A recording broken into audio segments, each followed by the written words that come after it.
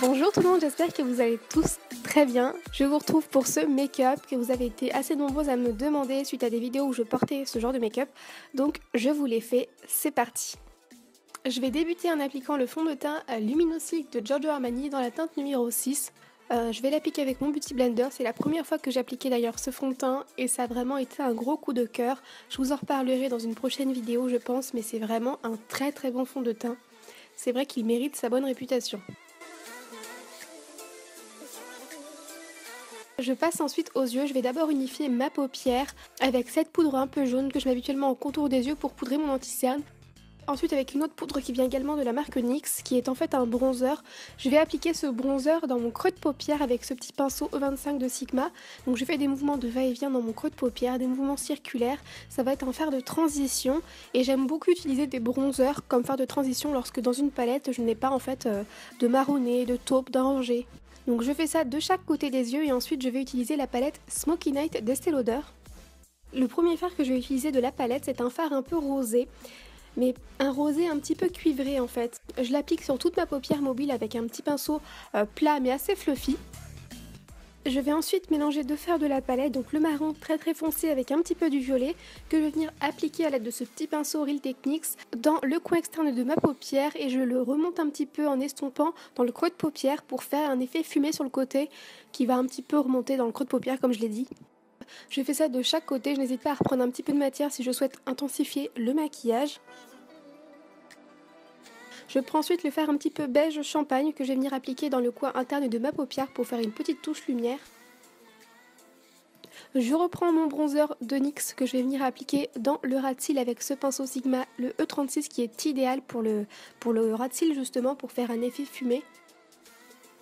Et pour intensifier le ras de cils, je reprends le marron foncé et le violet foncé pour, voilà, comme je vous l'ai déjà dit, je me répète, pour intensifier un petit peu ce make-up. Pour ça, j'ai utilisé un pinceau biseauté eyeliner qui est très bien pour faire quelque chose de précis en ras de cils.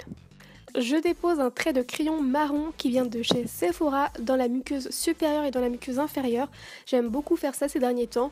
Et je vais terminer en appliquant du mascara. Donc bien évidemment, avant j'ai recourbé mes cils et par-dessus j'applique le mascara Better Than Sex de Too Faced. Pour l'anti-cerne, je vais utiliser le Sephora qui est vraiment très très bien. Malheureusement, il se termine super vite je trouve, mais il me semble qu'il y a moins de quantité dans cet anti-cerne là que dans d'autres marques. C'est dommage, mais il est très très bien. Donc j'en ai appliqué sous les yeux et également sur certaines zones que je souhaite illuminer. C'est vrai que je ne le fais pas souvent, ça, faire des zones de lumière, mais ces derniers temps j'ai envie de le faire un petit peu plus. Je me maquille très peu du coup quand je le fais, j'aime bien le faire à fond.